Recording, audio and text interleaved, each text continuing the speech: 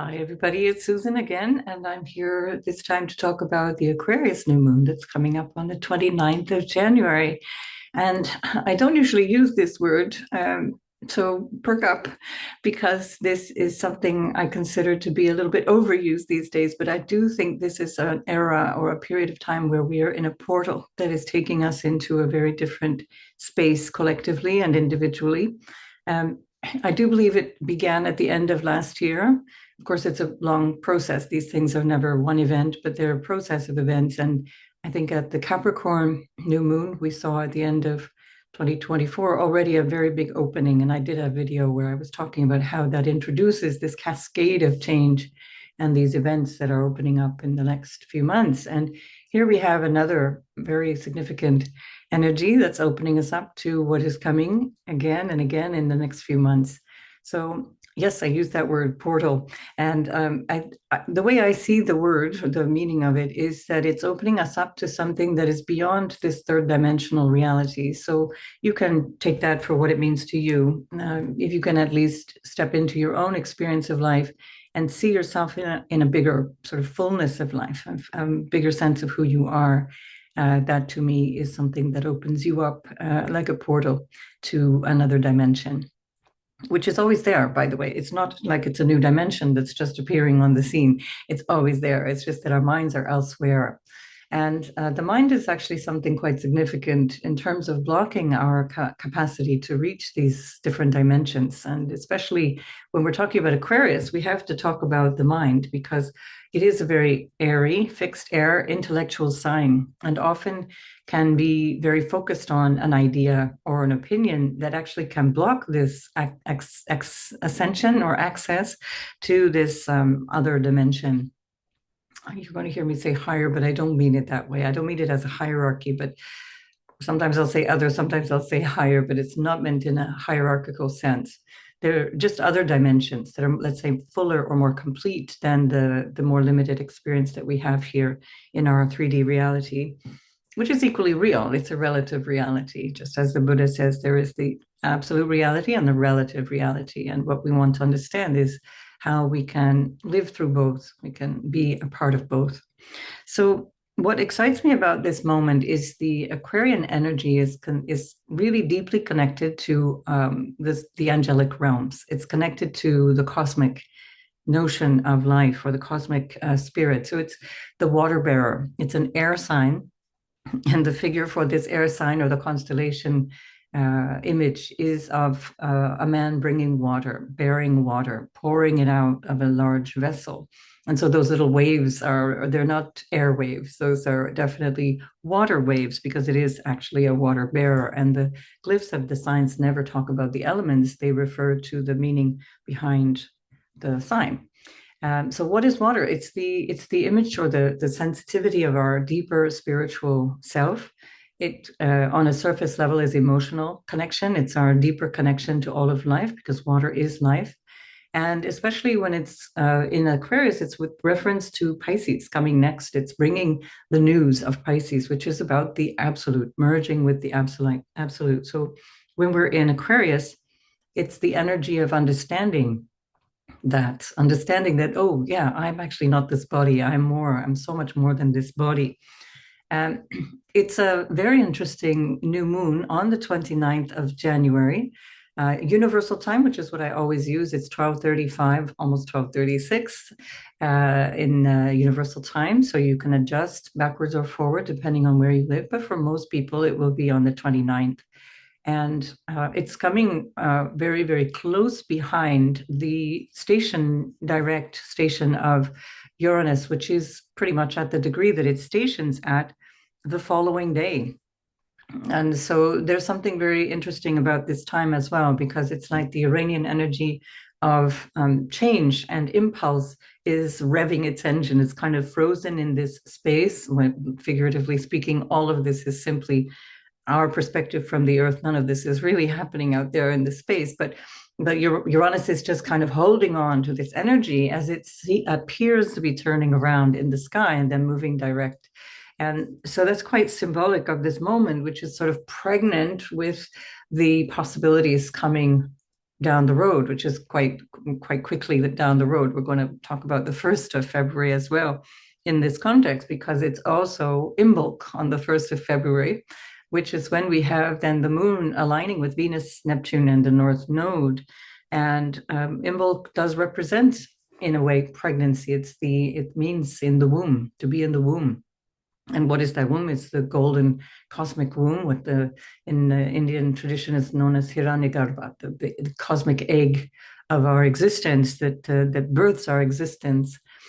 And so here we have this Aquarian energy that is starting something new. And I would like you to invite you to think about this in terms of how you think about things.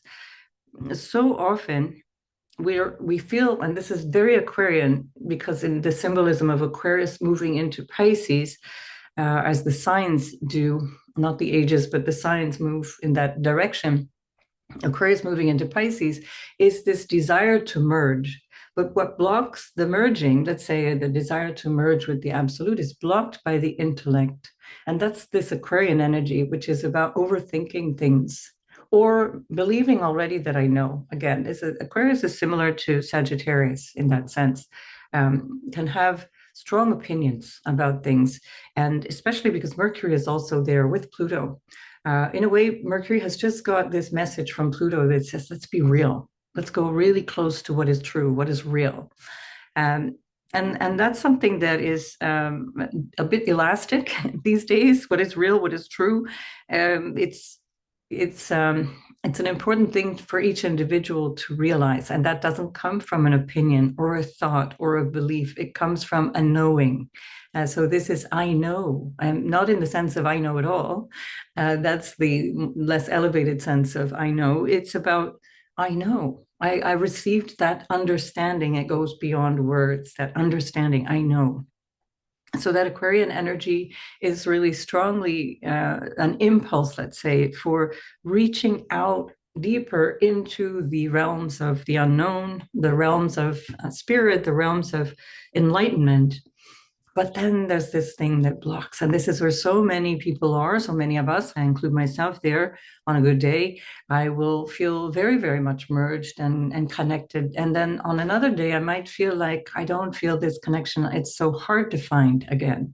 But the thing that blocks us is holding on to ideas and opinions and holding on to a sense of a belief or a feeling of I'm afraid, the so-called negative emotions that make us feel stuck, jealousy, frustration with other people, a sense of not being able to forgive.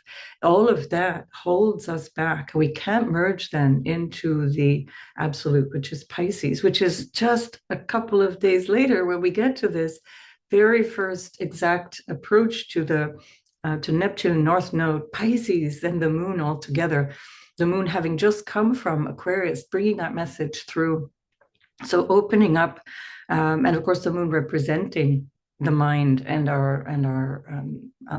remembrance, let's say, the memory and the knowing that comes from souls. This is like the soul's invitation to finally let go, or actually never mind, don't think of it that way. It's the mind's invitation to finally let go so that the soul can emerge. And if you come into this space, even in this moment, and you just think, okay, well, I let the mind dissolve a little bit, disappear, move beyond, and I allow the emotions to be whatever they are and recognize that they're fixing me in a moment of time. Any emotions that are holding you back, holding on to you, are coming from a fear around a memory or an anger around a memory that hasn't been let go. So the only thing to do before plunging into this Piscean energy is to let go. And in doing that, you can allow this spirit, this angelic realm, this soul energy to fill you. You fill yourself with light or a color or a feeling, or you let yourself be poured into with that water, the Aquarian water that is being poured into you as you fill yourself up in every nook and cranny of yourself before you get into this Pisces energy. And that will allow you then to be in this space of grace where you realize there's nothing I needed to do, actually.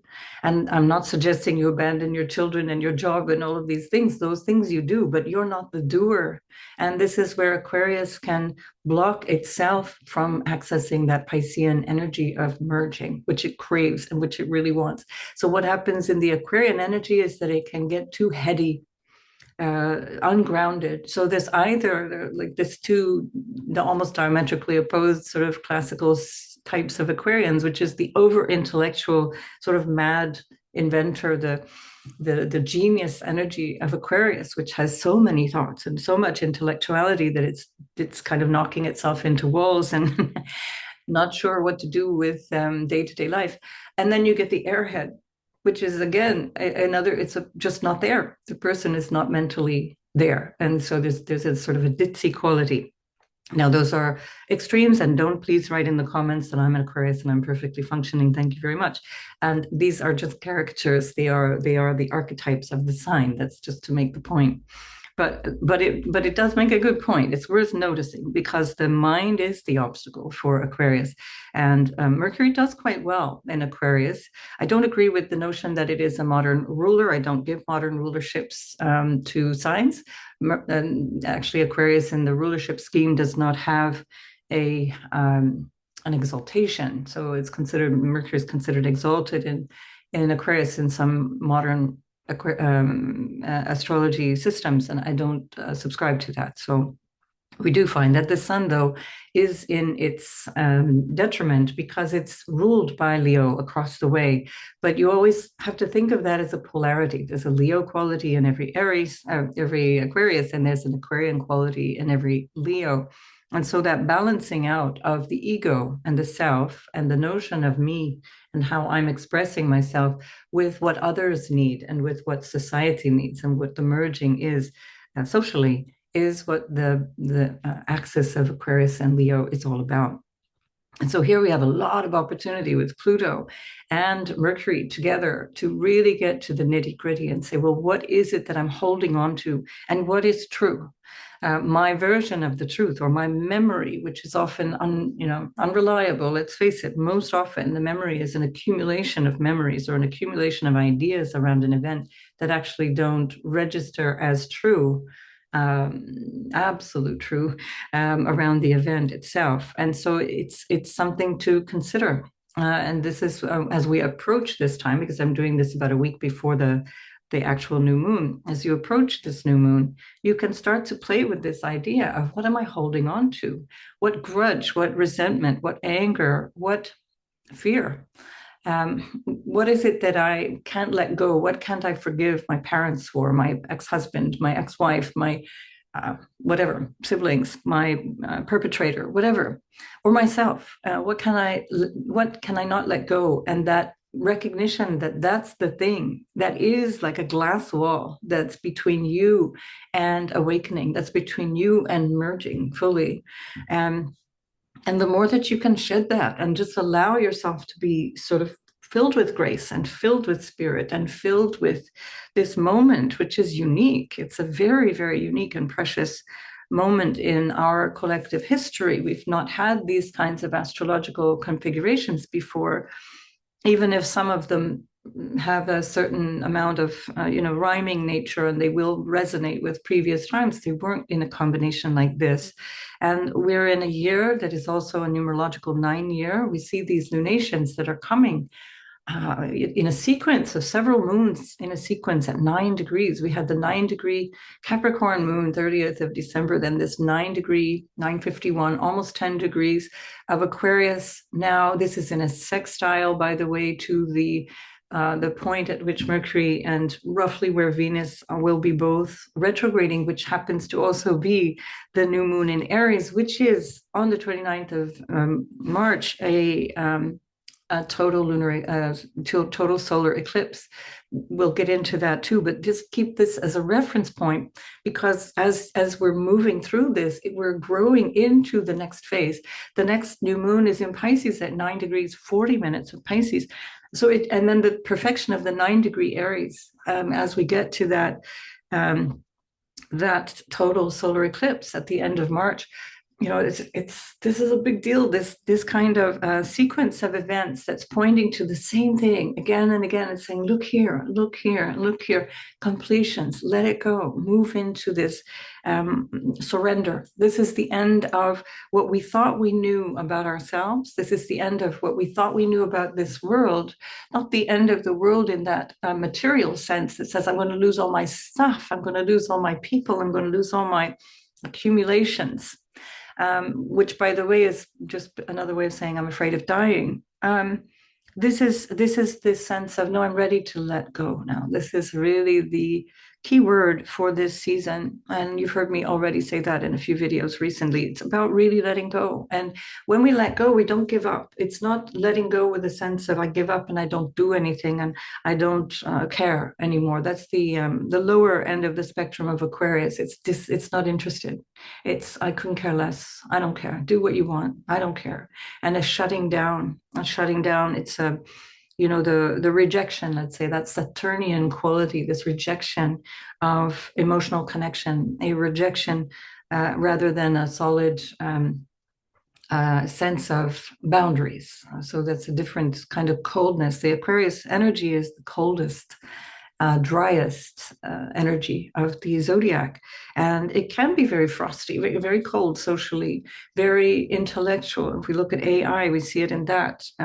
It's an energy that says, I'm just doing this by calculation, and I don't care how this might affect other people. Again, those are the lower ends of the spectrum of the Aquarian energy. The higher end of the spectrum says, I do what I do for everyone's benefit. I do what I do because I realize I am a part of a collective.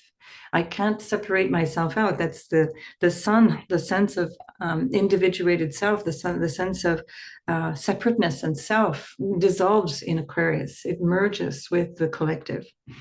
So everything becomes about the other, about what we need to do together.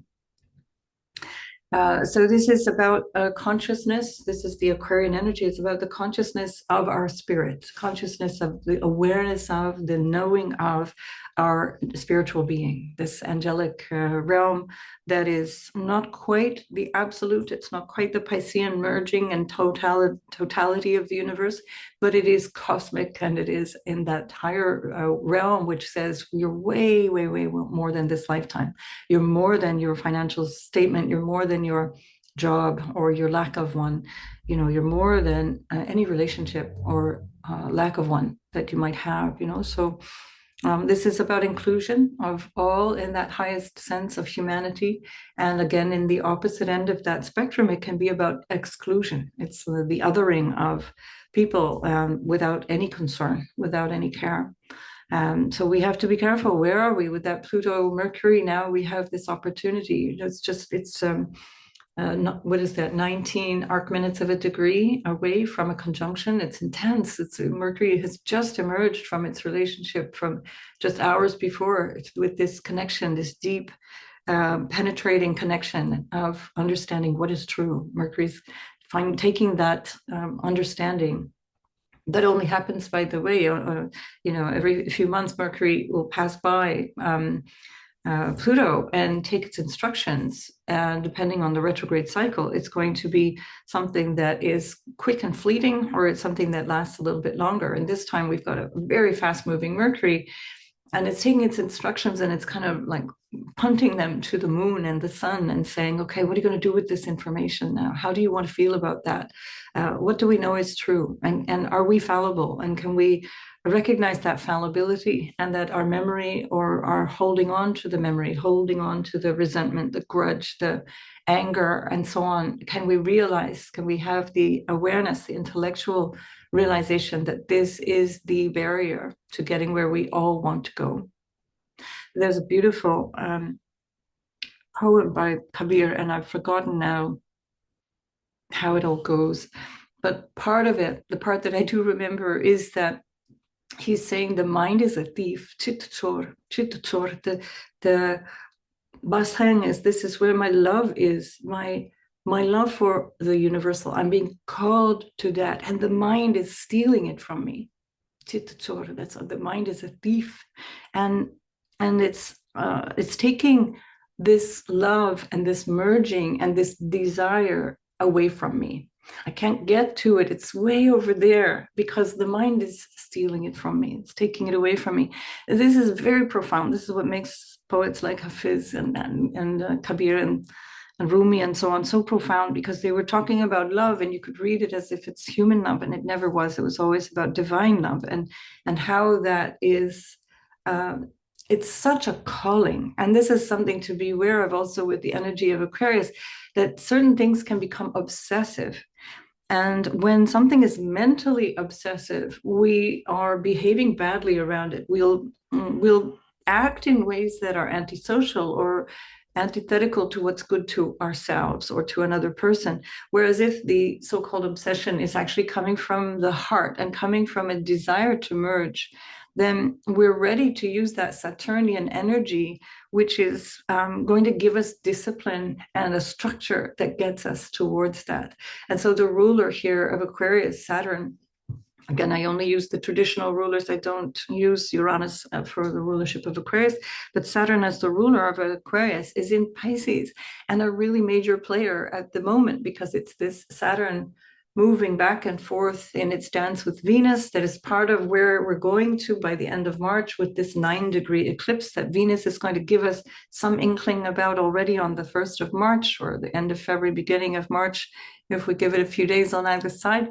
All of this information coming through Mercury, when on the 15th of March, it's also getting to that point and stationing just the day after the first eclipse of this year on the 14th of March. And so we have so many things calling in this desire to go in a new direction, desire through Aries. This is new. We need something different. We need to go, we need to change direction, change and start again. But to do that, we have to complete something. We have to understand something. What can we let go of?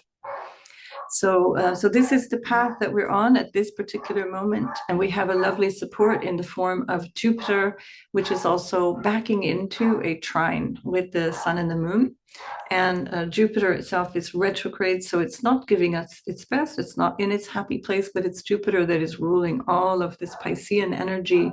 And soon enough, on the 4th of February, Jupiter will actually be stationing roughly at this same degree. I think it's just 6 or 7 arc minutes away from where it is at this point.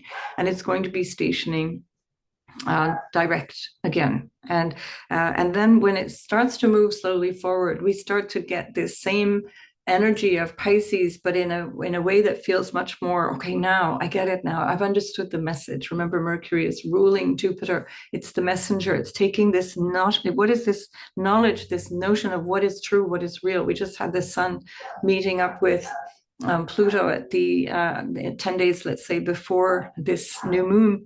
And then equally just a couple of days on the same day, the day before this lunation, we have the moon meeting Pluto, and Mercury is like pulling in all of this information along with the moon. They're all trying to inform this new idea, this new way of understanding our relationship to the cosmos, our relationship to life itself. And there's Mercury then sharing that information with Jupiter that it rules as it moves through relatively quickly at this phase, at this stage, before it slows down towards the middle of February and prepares for its retrograde. And so we're really in a very unique time. It's a very, very special moment in time. We have Mars, which is still retrograde, not terribly comfortable, but backing into a square with Chiron, and it's ruling that Chiron. Chiron has already been at this degree for quite some time now. Really, most of 2024, Chiron was at this 19th degree, moving back and forth, and it had been there back and forth in a bit of 2023 as well.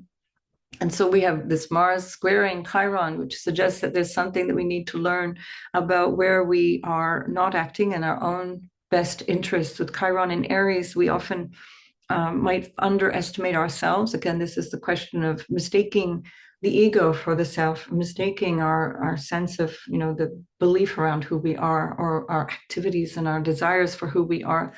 And this Mars coming back through another water sign, the Cancer energy of understanding our emotional nature, understanding our needs, what makes us fear insecurity around life or around sustenance, around nurturing. And this square to Chiron is saying, okay, I need to figure out how to take action on this, that it becomes more constructive. Of course, Mars will complete that square in a few days after this lunation, but it's part of this lunation. And also Mars is sextiling Uranus. It's moving away from a sextile to Uranus, but Uranus is steady, so it's still really really tight. And Uranus itself, so that again, it's about innovation or surprising new ideas around new ways of taking action around what we value, around what we need. Again, that's a sign. Taurus is a sign of resources and what we need, what kind of things we feel we need to be comfortable and sustained. Similar to Cancer, but with a sense of more the material resources. And then we have the Uranus in a sextile to Venus, which is ruling it, and she's separating from that sextile. But again, as Uranus is holding its space, it adds an extra emphasis. Saturn will be approaching that sextile in the couple of weeks after this. And so we're in a time where there's a lot of sense of support. I can think about things differently. I can feel differently about these things. I can take action differently about these things. And the basis for my right action is going to be understanding what is real and who is the self that I'm describing when I'm talking about myself, and what is my role in this universe? What is my role in this lifetime? We do have an opportunity to live through a higher-minded self. Imbolc is this, it's just this beautiful symbolism on the 1st of February. I think I'll do a separate video about that, but it's calling in this whole energy. If we come to that event, which is the 1st of February, where we have then the moon coming into connection with Venus and the North Node, just as it's there with Neptune for the first time. And it's just magic. It's just all these 4 planets coming together and describing this sense of relating in a different way, of feeling in a different way, of being able to merge with the divine. What is divine love?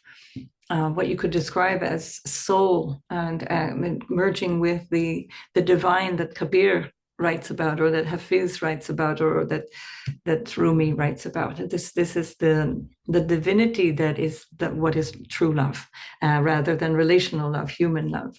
So much coming together, but we can take it in little pieces. Don't jump too far forward and try and figure it all out from here till June, or here till. Somebody asked me to look at their chart for 2040. I said, are you kidding? How can we even know what's going on next week? Forget 2040. And it's just stay here now. This is it. Stay here in this moment. The problem again with Aquarius, the energy of Aquarius is always wanting to go towards the future, always wanting to go to the next thing and the next thing, because the mind is running away. The mind is remember the Chitta, but the mind is the thief. It's stealing my present moment awareness. And so this is the opportunity for us to remind ourselves that if we get too far ahead, if we get too far away from our humanity and our present moment awareness, we'll never get to that divine place that we all pretend or want to aspire to. If you can't be in this spiritual realm or in this spiritual place if you're still holding grudges, if you're still othering, whether it be politically or ethnically or whatever, socially. If you're holding on to all of that, it's that's blocking you. You can't have this spiritual mask and say, I'm so, divine, and I only think of love and God and all these other things, but that political group is just so stupid, or that person is so awful. If you have those feelings, send light to those people. There's no denying that there are people here who are operating from a place of not love.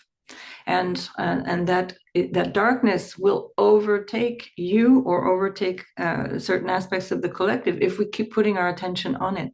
So the more that you focus on that, the more that you pull yourself towards that. And by criticizing and pointing fingers, that's what you're doing. The more you are going to be pulled away from this desire to merge, this desire to find what is true, what is real, what is divine love. People who are in the search for happiness will never find it, because it's always next the next thing. It's going to be next week, or it'll be tomorrow, or I'll be happy when these conditions are met. So this is why the pursuit of happiness is a very foolish idea. You have to be happy. You have, like my teacher Thich Nhat Hanh would say, you have all the elements you need to be happy in this moment. Literally, regardless of where you are, be happy in this moment. Be free in this moment. This is a very Aquarian idea. Freedom. And the best way to be free in the Aquarian sense is to be free where you are. If I can again paraphrase my teacher, be free where you are. And that freedom comes from the mind. And this is a very important lesson of Aquarius right now, all the more so because we have Pluto here for 20 years. So there we are. That's my sermon from the Mount. I'd like to go sign by sign, and we'll have a look now at the signs and how this is affecting everybody individually. So let's move. Where will we go? We'll have to go maybe backwards. We're going to break up the perfection of the moon. We move backwards to get Aries on the ascendant. So for Aries, and this would apply for sun, moon, and ascendant sign, I'm going to do a separate video about that because it's so important for people to understand. I have to write a note to myself, just pardon me, senior moment, just so I remember to do that, because each time I come here, I have to keep repeating the same thing. Not that I wouldn't otherwise, but still. The sun is yourself. It's your aspirational self. It's the sense of purpose. It's also your awareness of consciousness. It's the self that makes you feel like you're here with a meaning and purpose. And it's strong in Aries. If you have an Aries sun, it's an exalted sun. And the moon is the inner experience of self. It's your mind, it's your emotional body, it's your reference to your physical body as well.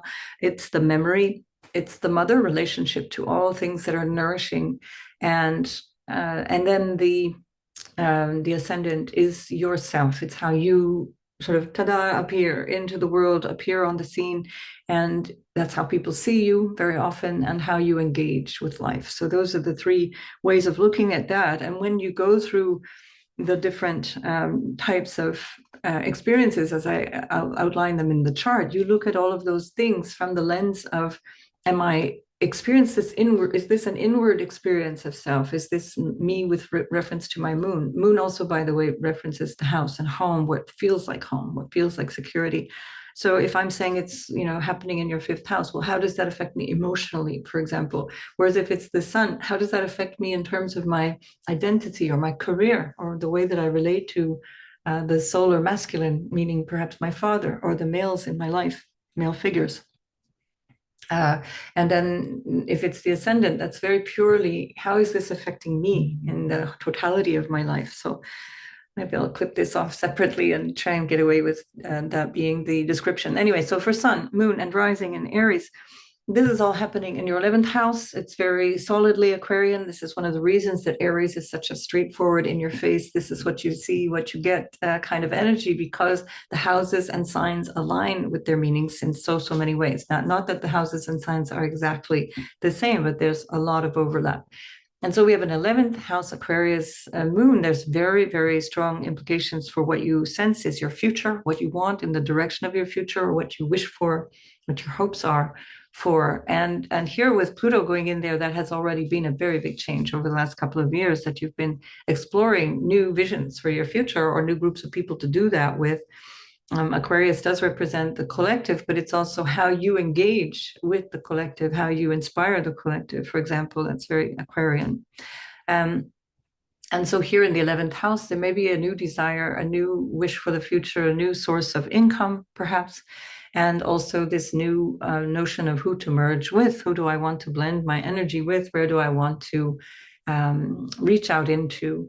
And certainly your ruler Mars is retrograde, so maybe you're not firing on all cylinders at this point with your ruler retrograde, and also in a debilitated state in your 4th house and in Cancer. It means that it feels hard to get stuff done, feels maybe difficult to accomplish or finish things, which is, by the way, an Aries trait anyway. It's a cardinal sign. Great to get things going, not so easy to get them finished. But just give it some time, because Mars will be direct after the 24th of February, and then you'll start to feel that things are moving ahead. So there may be a feeling of irritation, frustration, resentment, Impatience, again, not that Aries would, of course, feel impatience, but you want to keep that in mind at this particular moment. Some of what you're planning is not going to emerge in the way that you want it. So go back to the beginning of what I was describing as, what can I let go? What am I holding on to that feels like I have to keep pursuing this thought or this feeling or this idea that is actually the obstacle to moving forward? And this can prevent you from finding emotional peace or an inner peace or a feeling of even psychological balance and security because of that Mars going through there in the fourth house. Right, so we'll come back to talk about this big pile up in Pisces in the next video, but I wish you well, Aries, and I'll see you in the next video. So Taurus, this is happening in your 10th house. This is for Sun, Moon, and Rising, just into that little bit that I said before Aries. And this is going to show you something of a new pathway, let's say, or a new ambition, an opportunity for starting anew in the house of career and social status and what it is that you want to do out in the world. I'm just going to pause here, Taurus, because my dog sounds like she's about ready to attack somebody. So just give me a sense. She's only 5 kilos, so I wouldn't worry about that, but I'll be right back in a minute. All right, Taurus, sorry about that. All is fine. Nobody was attacked. So this new moon is a new opportunity for you to show up in your life. Let's say the social way that you show up, or with your sense of what your goals and ambitions are, your aims for life, your social status. This can be possibly about a job. That might be true. That would depend on your natal chart, but it doesn't have to be about the work that you do. It doesn't have to be about a job. It's the way that you show up. It's your sense of what do I want when I step out my front door? How do I want to be? How do I want to interact with community when I step out my front door? And especially because Pluto is there, this is also a thing that you've been changing, let's say, over the last couple of years, nearly 2 years now. And where we also have your ruler, Venus, in strong, strong dignity in the social house, in the 11th house, which is all about groups and how you mingle with people and the social life that you might have, or the vision that you might have for your future and your desires for the future. You're looking a lot at these questions. So how can you fit what you want to aspire to into this communal energy? Maybe how do you bring it out into community is the thing right now. That's going to be a big theme anyway for the next year and a half, because the North Node is there. And this is where this big pileup is also happening as we get to the 1st of February. It's already really strong, but it'll get even stronger as Venus starts to merge with Neptune and the North Node along with the Moon. And the Moon is your exaltation ruler, Taurus. So there's something really significant in terms of your vision for your future. Perhaps also in the sense of gains, of course, because this can also be something about money that you might accumulate, or money that you might need to unexpectedly, maybe you might get from something that you're doing, or something that you're active in professionally, or that you might get from other sources. Because Jupiter, which is ruling your 11th house, is in your 2nd. And Mercury, which is ruling Jupiter, is in your 10th. And Saturn, which is ruling your 10th house, is ruling that Mercury, and it's in the 11th house again. So there's something that can consolidate around money for you as well. So it can come maybe out of the blue, or maybe it's something that you're expecting, perhaps not fully materializing until Jupiter stations direct after the 4th of February. Just a couple of days, don't worry. But it's all looking very positive, very fresh and new. So what you might feel is that you're giving up, because new moons are always like, I'm letting go, stopping something, realizing something needs to end so I can begin. This is this very strong symbolism of the new moon. And coming to that place of, this is the new thing now. I realize this is what I want to move away from, and this is where I want to go. So you can think about intentions around that 10th house area of your life. What are my overall aspirations? That can also be with the 10th and 11th house tie-in there around your, how do I want to be remembered? This could also be something that you're reflecting on at this time. How do I leave a legacy, whether that's a financial legacy or a philanthropic legacy, or some kind of, anyway, social legacy? What would that feel like to you, Taurus? So a really lovely opportunity for you to experience something of yourself out in the world and to play around with a new idea of how you want to connect. It might actually tie in with a new partnership in terms of a spousal type of relationship. That is one potential, but I would have to see your natal chart to see if that's the case. Right. So, and I was going to say ruler, it's not your ruler, Uranus, which is in your first house since 2018, May 2018, is slowly stationing, moving very, very slow at this point, the last couple of weeks. And the next couple of weeks, it's just kind of hovering at this point. And it is going to move direct. And then from that point on, from the 30th of January on, it will then move towards your second house. So that will change your finances. It will change your perhaps sense of your overall financial situation or your property, your value, whatever you value, the things that you value, and including your family, whatever supports you, the dynamic will change. And so whatever you're doing here, you can also think of that in terms of how can I elevate my sense of myself and my security so that when things do change, because we don't know how things will change, but it might rock your boat a little bit. Taurus doesn't really like change in terms of the caricature of the planet or the archetype of the sign. And that archetype of the sign doesn't really like change. It's a fixed energy, fixed earth. It's difficult to move. It takes an earthquake to move the earth. And so this energy that will be quite changeable in your second house would be better tolerated the more that you get a clear sense of who am I really in this lifetime? What is my life about? What is my overall sense of purpose and ambition and meaning? And how do I want to live into that in the future? It'll give you a lot more resilience, Taurus. So I'll see you in the next video, and we'll talk more about that whole spiritual portal that's coming up. Bye-bye. So Gemini, this is happening in your ninth house of your sense of your purpose and your belief system, what you actually believe or what you have faith in, or how you might philosophically guide yourself through life. And this is part of what has been transforming for you anyway, as Pluto has been going back and forth into your ninth house over the last couple of years, nearly.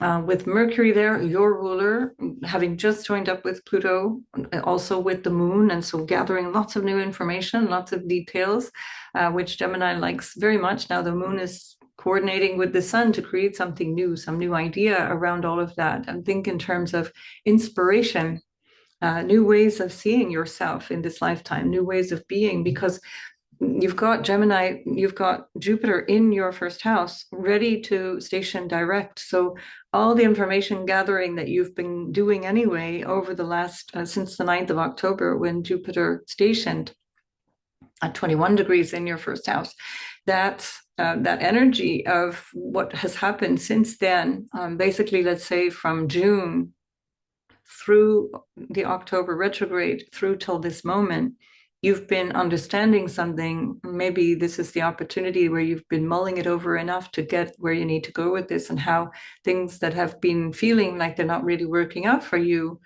potentially also around career, around work, around the way that you're showing up in the world, because Jupiter rules your 10th house, that will change when Jupiter starts to move direct after the 4th. So we're talking really only a few days after this event. But take on some new inspiration around that, getting a lot of clarity around why I do what I do with that 9th house energy.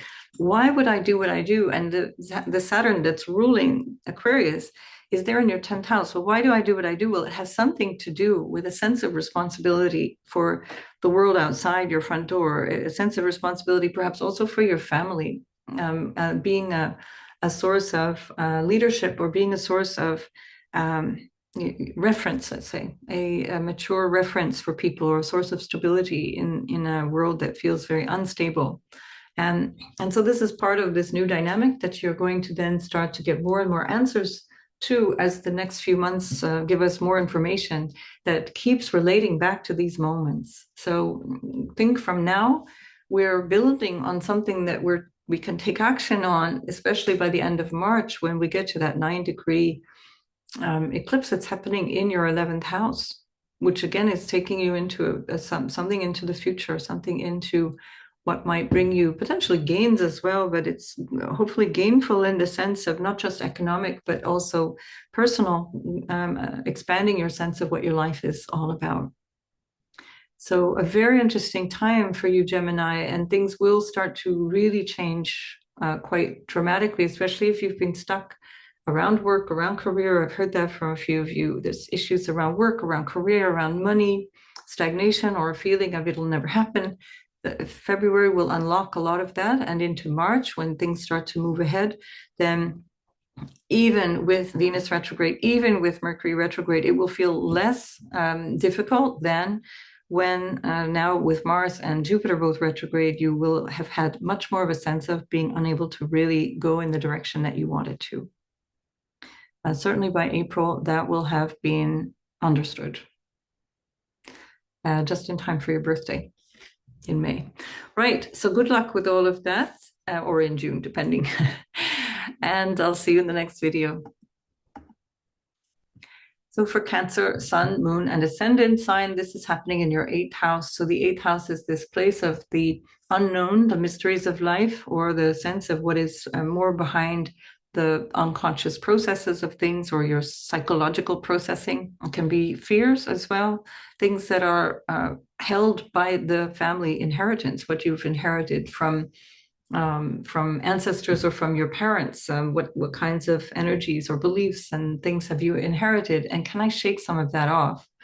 If you are carrying anxieties, for example, or fears, and you're like, I don't really understand how this is happening, why is this still there? This is very likely either early childhood stuff, which gets piled into the 8th and 12th houses, or it's family stuff, family trauma, family stories. And because Pluto's going in there, you're digging deep at this time.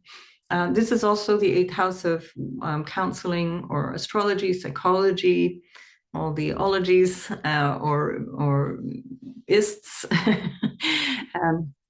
physicists, etc., the intellectuals as well among you. And so those energies become very strong, and you start to renew your commitment to that, or renew your sense of what you want out of that. So there's a deeper knowledge, deeper awareness that's there. Of course, the moon is your ruler. So this lunation, every lunation is very important for you, Cancer, sun, moon, or rising. And that moon, the new moon, gives you a renewed cycle to work through now. And as you're working through this cycle, you're moving into the 9th house cycle of higher knowledge, higher wisdom, what you have faith in, what you believe truly, or what guides you. This is the house of God, the road to God. And this is, for Cancer, an extraordinary time, extraordinary moment in time, where the North Node, Neptune, Venus, and then your ruler, the moon, will be at the top there, all meeting around 27, 28 degrees of Pisces and calling in this deep aspiration. So dig deep, especially for Cancer. Look for those blocks, look for emotional blocks. Listen again, if you didn't already, or listen to the introduction. Because I was talking about those blocks being the thing that is like this glass wall that stops us from getting to what we know is beyond us, what is beyond the egoic self, beyond the smaller little identification of self. So Jupiter is also trining all of this from the 12th house. So there's a lot of support for that. It may not feel like it at this point, and things might move ahead more quickly, more helpfully, let's say, after the 4th of February, when Jupiter starts to move direct. And then it moves into your sign in June. So what you're accumulating or understanding or realizing, let's say, around the unknown, the mysteries of life, or even an ancestral knowledge, knowledge from other realms, from people who have passed, that spiritual energy is so strong for Cancers right now. And then by the time Jupiter moves into your 1st house, you have a clearer sense of what to do with that. Mars is squaring Chiron, that it's ruled. Mars rules your 10th house. So very important that Mars is in angular right now for you. So you may feel really stuck. You may feel not so sure of how to go forward, or kind of knowing, but not knowing what to do about that. And that's partly part of this resolution of the last year of Chiron, basically back and forth over this 19th degree, actually more like 18 months of Chiron back and forth over this 19th degree. If you've got something important, that will be even more significant for you in the 19th degree, or give or take 2 or 3 degrees of Aries. And that is also a significant change in your role out in the world. So either you're healing your shyness, because Cancer is a very shy sign. I have Cancer moon and ascendant. I hate doing these videos. I would so much rather sit under a tree and be left alone. Just please go away. I'd rather just do one-on-ones and not have to deal with all of this stuff. But here we are. We have to overcome. And so Chiron going through the 10th house is showing where can we overcome this thing that holds us back, right? So this is a part of this moment for Cancer, where it's about finding courage, finding this inner strength and this inner desire, this inner drive. Now, again, the Mars is not going to station direct until after the 24th of February, but you're still getting the information, you're still accumulating the realization around things. And when you get this knowledge, this deep, deep knowledge, and you get this feeling of what is this mystery, what is this stuff that I want to understand, you'll bring it forth into what you then, in the next lunation in Pisces, then what you bring forth to that lunation is going to be able to be something that brings you more, let's say, brings you closer to God. It brings you closer to your sense of higher aspiration for yourself, for your knowledge, for your belief system, for your faith. And that by that time also Jupiter will be moving direct, which is ruling that 9th house, and it's also your exaltation ruler. So a significant planet for Cancer.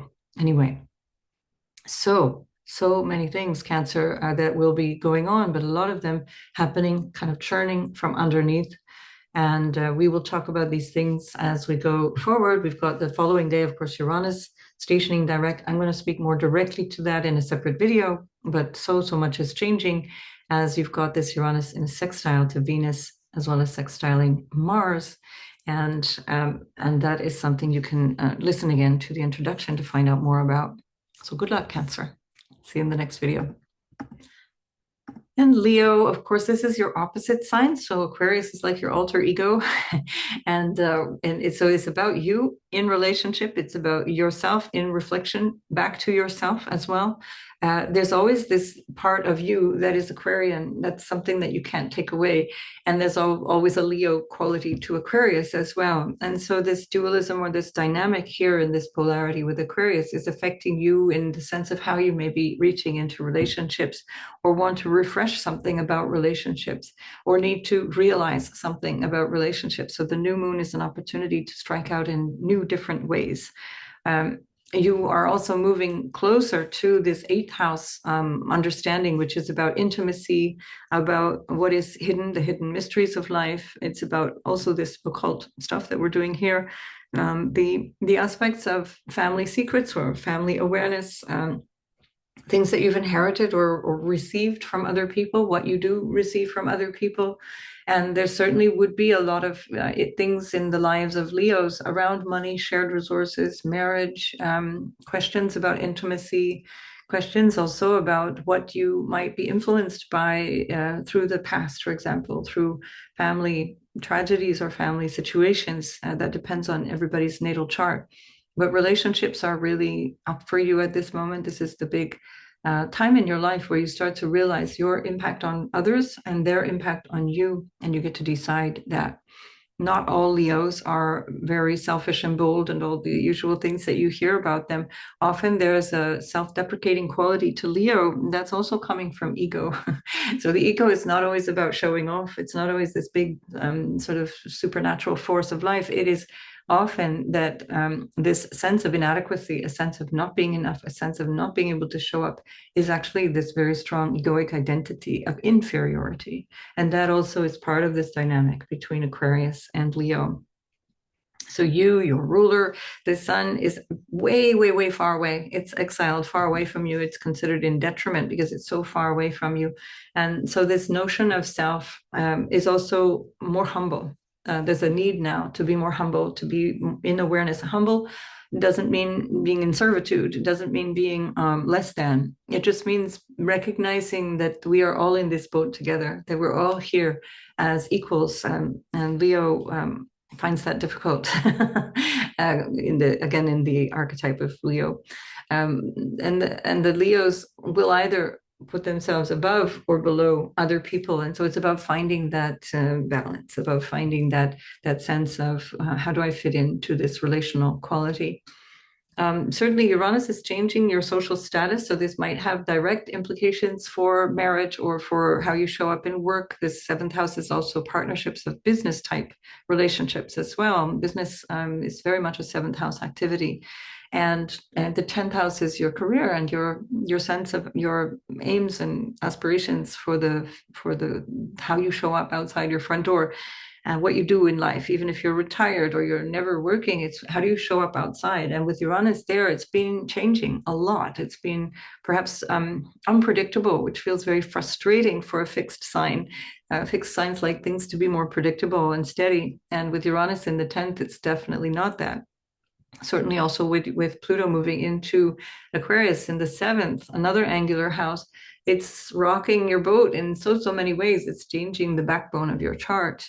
So you're feeling this big tumultuous change in a very visceral way. Uranus the next day after this new moon is going to be stationing direct. It's very much at the degree of that direct station, so it's really kind of hanging into this same energy. And then as it slowly starts to pick up speed and move forward, it's going to move into your 11th house. So getting this sense of how do I want to serve? How do I want to reach out into the world? How do I want to bring some kind of sense of values? What do I value? How do I connect? Even materially, how do I use my resources, and how can I bring those resources to the table, as it were, in my career, or how I show up for society? That's going to then have an impact when Uranus moves through your 11th house and brings you new people, new relationships, new groups that you're going to connect to, new vision for your future. Jupiter's helping you with that. Jupiter's giving you a solid idea already of what you want, and maybe giving you a helping hand from friends. Jupiter is very good at that in the 11th house. It brings you the right people at the right time, although they might have gone on holiday in the last little while, because Jupiter's been retrograde since October 9th. And maybe now you're finding that you haven't really got the support that you thought you would, or you started this thing, but you haven't got this big audience yet. And the 11th house and 7th house refer to the people that are seeing you. Let's say the 7th is like the one-on-one, and the 11th is the stage, it's the audience. And so maybe you're feeling like the thing isn't panning out yet, but keep moving forward authentically, humbly, and you'll find that as these planets start to station direct, Jupiter itself stations direct on the 4th of February, you're going to find a lot more motivation and support. And then when Mars itself stations direct after the 24th and moves into your sign on the 16th of April, you're going to be all systems go, and things will start to really, really shift forward in a way that makes a lot more sense to you. You feel like, now I know why I'm doing what I'm doing. So make the most of this opportunity to really reflect on yourself, any emotional blocks, any emotional obstacles that prevent you from connecting to other people, or make you recognize that it's time to move away from other people, which is perfectly valid as well. Especially as Saturn is in the 8th and making you feel more aware of what you need and what you don't need in terms of being supported by other people. And also even Saturn in the 8th, by the way, is great for learning, mastering a subject like psychology, astrology, insight, spiritual insight, all of these things, the more hidden esoteric stuff. So great time also to reflect on those things right now, going forward for the next couple of months. All right, Leo, there you are. See you in the next video. And Virgo, this is happening in your 6th house of work and your the way that you show up for other people in terms of your job, perhaps, or service to people in a general sense. This can be something to do with health and healing. That can be something that is more about your everyday grind and your everyday schedule that you're realizing you want to change. That is, in order to get to this better quality of relationships, you might find at this point that you're realizing perhaps you work too much, or you are too worried about work, or maybe you are just getting new work finally, and you're realizing, okay, now how do I change my gears to get into this new relationship quality, which is where the moon and Mercury and the sun are headed after this phase of this new moon. And so there's a lot going on in the 6th and 7th house for you that ties in this notion of martyring, overdoing it, overgiving? Where am I acknowledging myself, but not in a way that's disempowering? And that you're going to find will be a very good place to put your attention. Clear out all notions of victimization. Like my parents shouldn't have done this, or I wish my ex hadn't done this, or I wish I had done this, or whatever. This shouldn't have happened to me. Any of those notions are going to block you moving forward with grace into this new phase that you're opening up in relationship. You can become much more conscious and empowered and present in relationships over the next few weeks, especially as we go through this what I'm calling a portal of February, March, and into April, with all of this activity that is with Saturn, Venus, Neptune, North Node, and then Sun and Moon will join with Mercury soon after, in a couple of weeks. And so there's so much going on. And your ruler here, Mercury, is taking kind of new notes. It's taking new information from Pluto around this sense of how to be true in the capital T sense of true to myself in terms of how I show up with other people. Can I drop a sense of not being good enough? Can I drop a sense of having to be there for everyone? And again, if you can do that with a sense of this is just divine, the divine working through me, and I'm just here as the servant of God, no baggage emotionally or psychologically around that, that's great.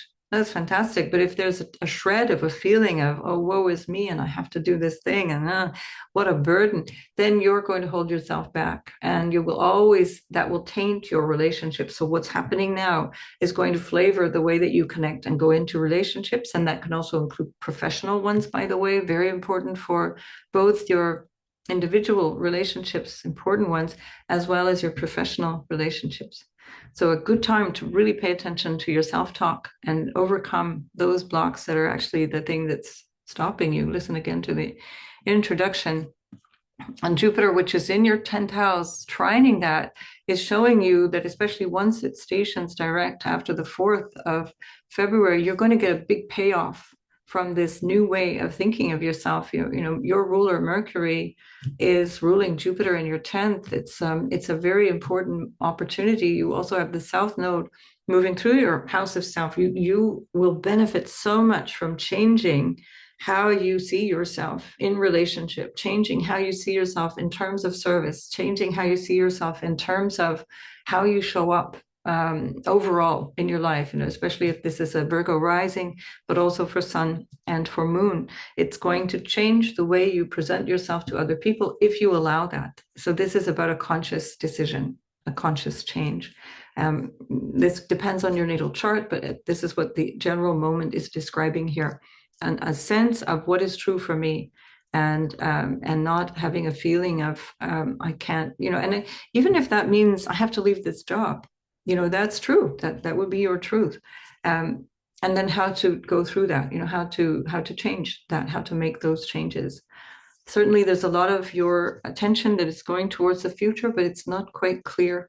And there is definitely a big change in terms of friends and groups of friends. Mars rules your 3rd house, siblings and friendships, kind of neighbors and the people you take coffee with and whatever, have a beer with or whatever. So that's a part of this bigger dynamic, and that through February will be part of this bigger shift. But right now, put a lot of your attention on these questions of where am I in the dynamic of sacrificing myself or overgiving, or being the one that is always there for others but resenting that, or being again potentially overly critical. This is, by the way, with a Virgo, especially on the ascendant, when we count 6 houses from Virgo.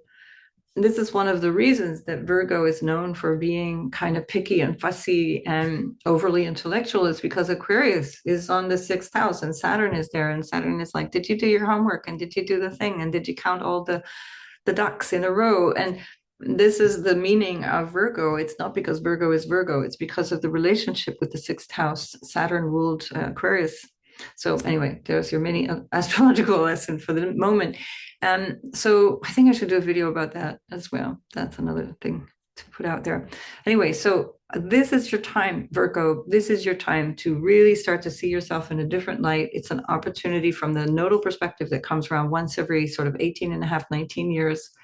And from the perspective of this new moon, you get it every year, but this is a special time. This is a very special time. So prepare yourself and go with grace into the way that you relate to others. All right. Good luck with that, Virgo. See you in the next video. And Libra, you're having this in your fifth house. It's a trinal house to you, so very favorable kind of new opportunity for growth in terms of your love and your creative self-expression, your self-love, even the way that you reach out into others, the connections that you might have with your children, or projects that feel like children, your babies of all kinds, your creative output. Fifth house is love in the romantic sense. It can be that you're starting a new relationship, or that something's coming up, that something new is going on. I would just say that if you've got that happening, then especially as Uranus is stationing, if you're only just meeting, then you might want to give this a couple of weeks and see how things are still moving later on, especially once Venus moves into your seventh and then retrogrades and goes back and forth. So whatever that, your Venus is your ruler, whatever this new relationship might be, whether it's business or love, or if there's some issue with your child, for example, or some kind of thing going around the issue of the topic of children, then just slow things down until you get more information, because at this point things are not quite clear, and it'll only clarify through April and into May. Right. So that is so the fifth house new moon can also give you new inspiration for projects that you might consider to be like artistic or creative, or what you'd like to develop as you go forward, through who you are. So this sense of me, Libra, sun, moon, or ascendant, and this sense of the output, or the thing that you express yourself through, especially with Pluto there in the fifth house, this becomes a deep urge. It becomes something like, I really need to be seen. I need to show up. I need to be myself. And this is not easy. It's not the nature of Libra to be seen. It can be very much a struggle, because there's such a notion of me with, me and the other, myself in relationship to the other. And this has certainly been a healing journey since 2018 for Libra, in terms of how you are in relationship. With Chiron going through there will have been a few bruises, no doubt, around lessons of how you show up in relationship and how that's working for you, or for others for that matter. And this can certainly have something to do with your work, your career overall, your job, because Venus is your ruler. She's here in the sixth house at this time with Saturn, which is ruling this new moon. This lunation is ruled by Saturn in Aquarius, which is also where we find that Pluto and Mercury giving you new ideas, new information.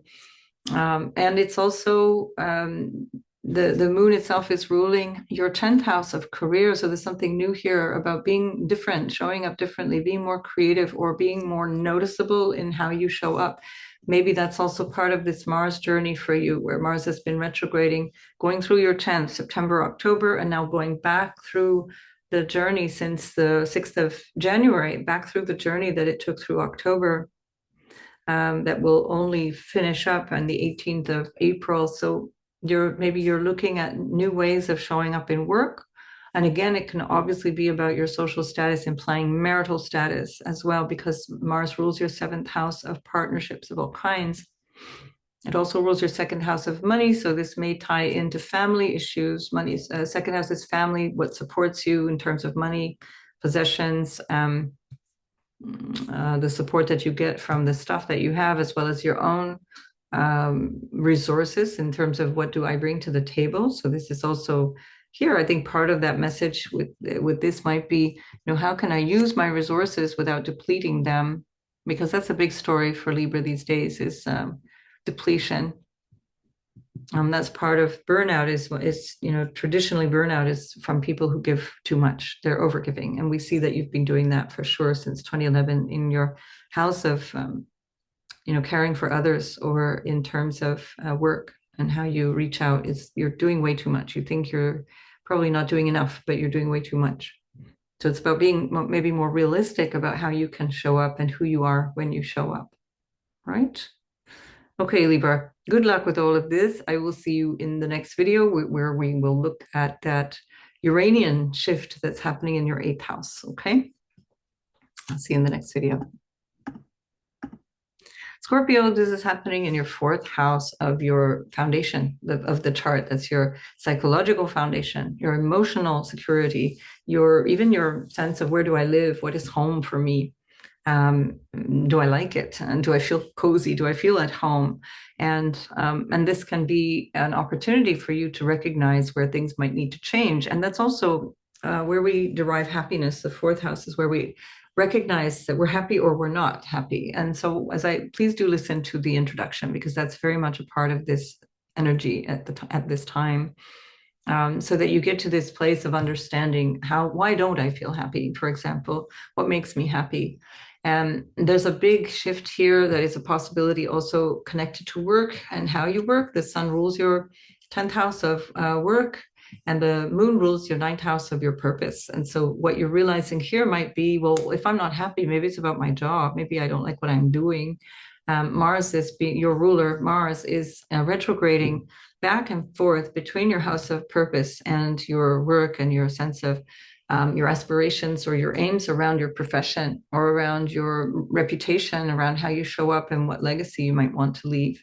And all of that activity is, it feels like there's a lot of questioning around that, a lot of hesitation, a lot of things that are changing.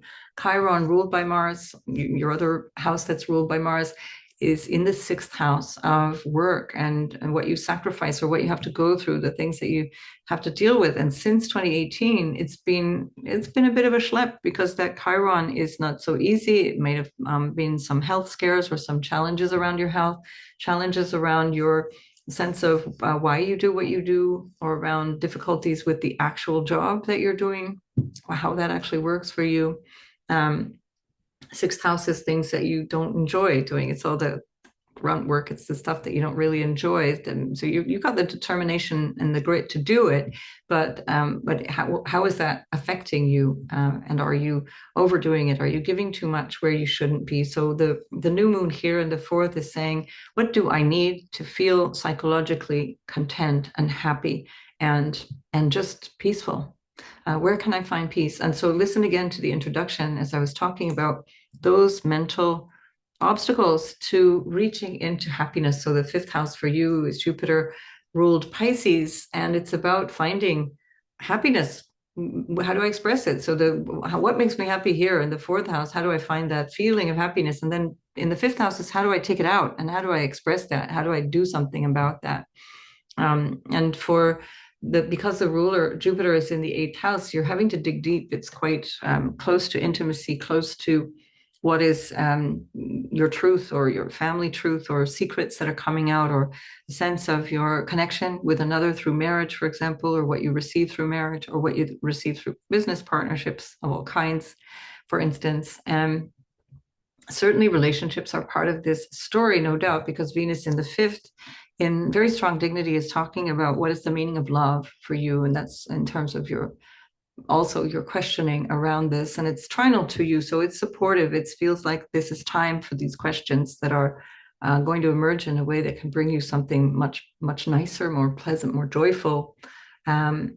Surely your ruler will have a lot to say about that once it's direct. That will be after the 24th of February. So you're still kind of in the nether regions of life, and this is the internal side. The 4th is usually not very visible to the outer world. It's certainly very visceral, and as Pluto is moving through the 4th house, that's certainly what you're digging up. You're digging really deep into motivations, your psychological motivations, and what actually makes me feel secure in this lifetime.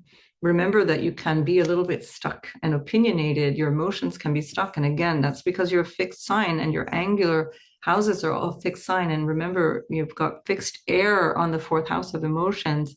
And that's why it's difficult to move those emotions. So you can use this really amazing new energy in the 5th house to find a channel to express that, find a way to reach out into that, and try to use creative outputs, creative outlets. And that might involve children, of course, because we do find 5th house is with reference to your children, your creative output in all senses, literal and metaphorical.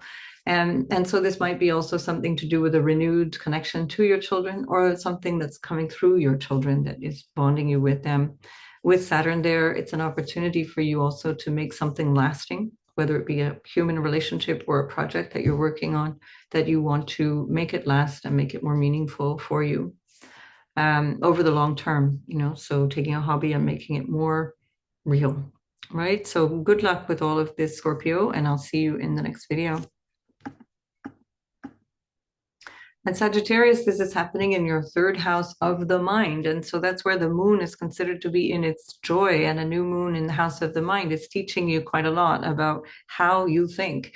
It's how you communicate, how you connect with other people, how you interact in terms of your presence in your community or your neighborhood or your family, your extended family. Something maybe to do with siblings can come up in this energy.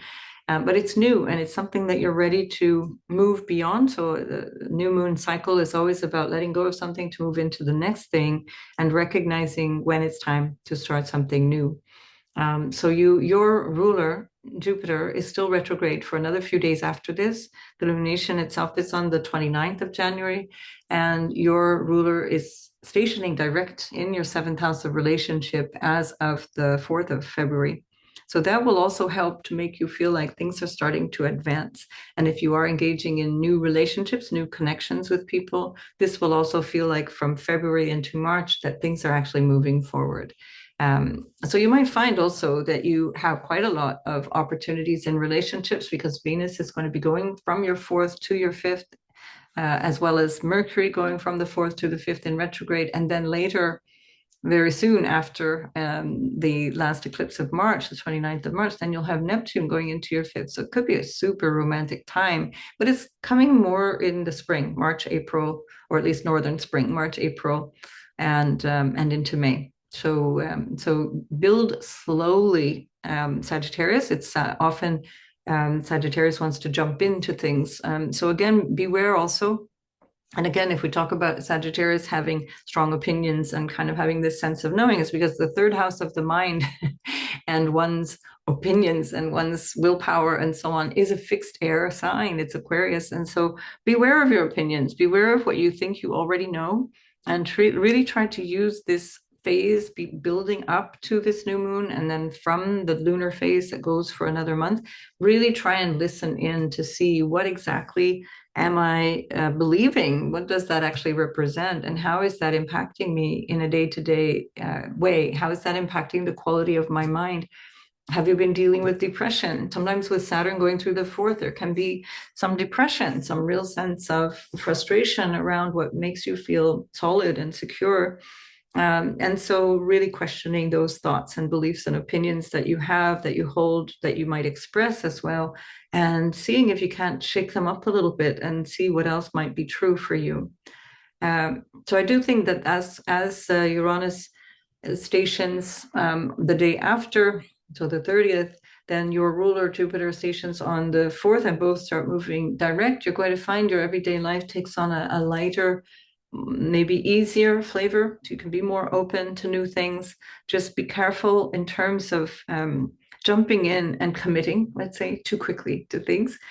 Be in that phase of discovery. So deciding, discovering, deciding, and kind of playing with that, and questioning with this new moon in the 3rd house. New friendships are possible potentially here again, because Venus is connecting with Neptune, the moon, and the North Node on the 1st of February, and Venus rules your 11th house of friends. It's also something to do with work, colleagues, or people that you connect to with work, because Venus rules your 6th as well. All good. Anyway, there we are. I'll leave it at that, Sagittarius. I'll see you in the next video. So Capricorn, this is happening in your 2nd house of income and resources, yourself included. So you are also a resource to yourself, the things that you bring to the table, very important to acknowledge. And your whatever you have at your disposal, it can be your family as well. What support do you get from around you? How do you interact with belongings and possessions? with the a new moon here, you might be deciding to invest in a different way, or you might be deciding you need to start some new way of saving money or using your funds. For example, Mercury is there, which does represent money as well. In the second house, it's especially significant. And Saturn is in the third house of exchanges of all kinds, ruling you as well as the second house of money and possessions and things. So there might be something that you're debating around income, salary. You might be negotiating a contract, for example.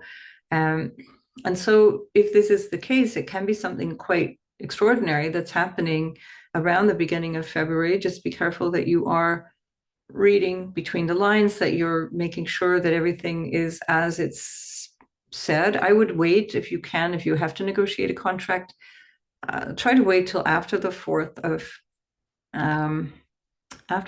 February, or even later, if you can wait, just to be sure that you still have a bit of a clarity or a sense of motivation. The Jupiter is ruling your third house.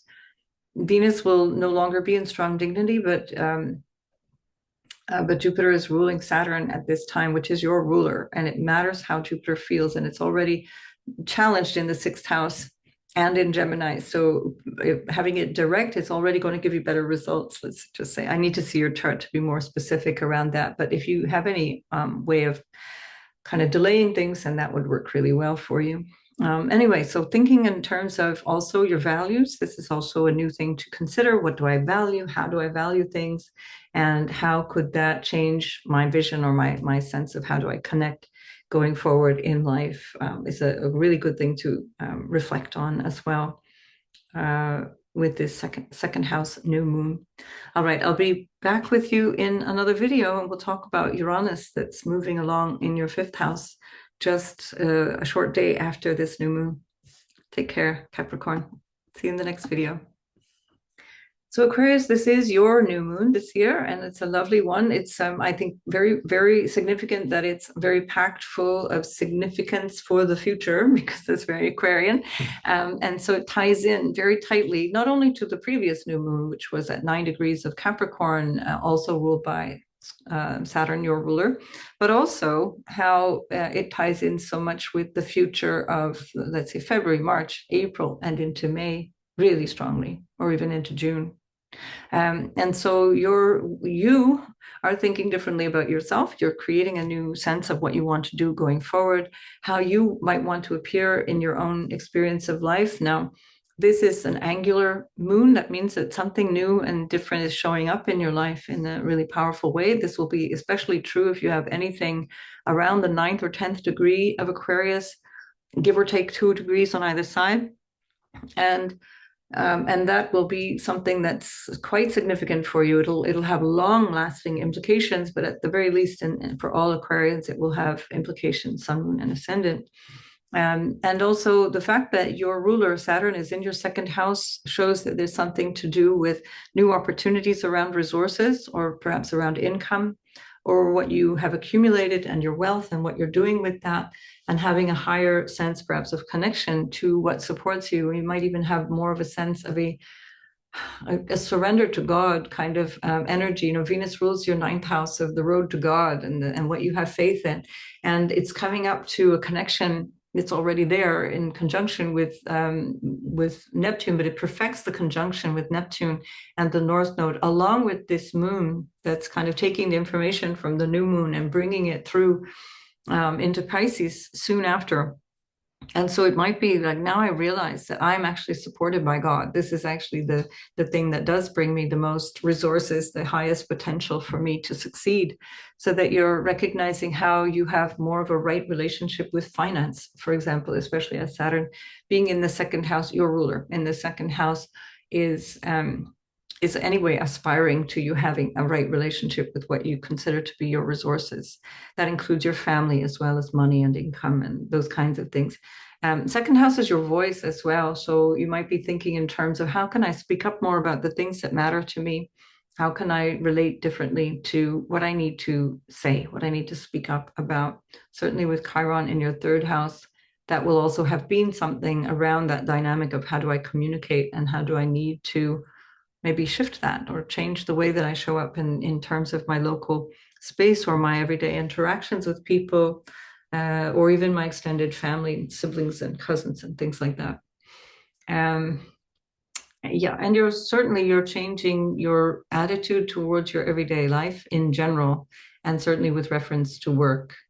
So Mars is also still retrograding back in your sixth house, and it's squaring that Chiron. So there's a decision that you're building up to here, a choice that needs to be made, some adjustment that needs to be made. This kind of new thing that I need to choose based on what I've realized about the last, I'm going to say, a year or 18 months, very strongly, especially as the North Node was moving through that third house.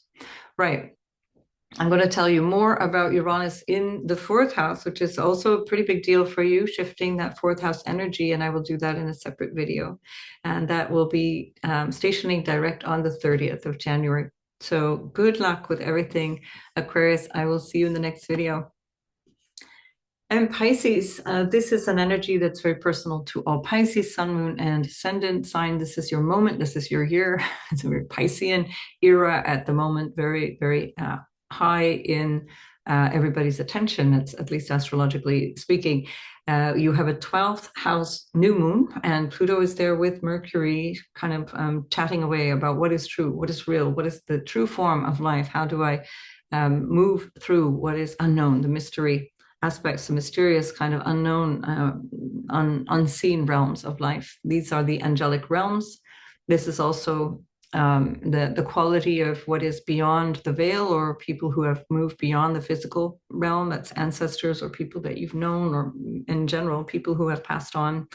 And here we have a new moon that can also give you some information, because there we've got this little convo going here between Pluto and Mercury, give you some insight and information about what you are holding in your unconscious.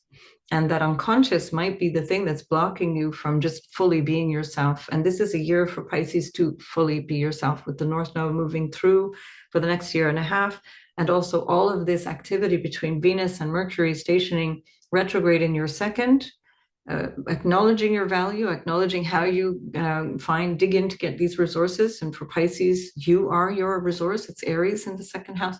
And then you pull that back into yourself and how you can manifest that. Saturn is going to have you manifesting something new and permanent, or long lasting at least. Because of that Saturnian quality coming through you, you're stabilizing something. It's a longer term way of being, a way of showing up for Pisces. And that North Node meeting up with Neptune and Venus, and I'll do a separate video on that, on the first, along with the moon in your first house, it's going to be an opportunity to really, really be different and to see yourself again. Now, you'll hear this from the Virgo video, to question any assumption of being a victim in your life, question any assumption of not having control, not having a say in your life, or where you feel you're holding on to regrets, or where you're holding on to anger, or anything that feels like it's coming from either a past life, or a past unknown experience that's somewhere buried in your unconscious. Maybe an ancestral experience. Your ruler is in the fourth house of lineage and home and family, and where you've come from in terms of your people. And so there's a lot of your attention going in that direction. So that's a psychological and emotional home, as well as a material home. Where do I live is still a bit of an open question for Pisces, but you can extend that to a bigger sense of where do I live in terms of the three-dimensional reality, or the multi-dimensional reality, and what is true around all of that. So Pisces, I think I don't even need to tell you any of these things. I think you already know. It's just kind of like preaching to the converted. But anyway, there we are for Pisces. And I will come back with another video for you again about you having this very big pile up in your first house on the 1st of February. And we will also talk in another video about the Uranian shift that's happening on the 30th. So take good care, Pisces, and I'll see you in the next video. So bye, everybody, and thank you so much for being here. And I will see you very, very shortly. Bye.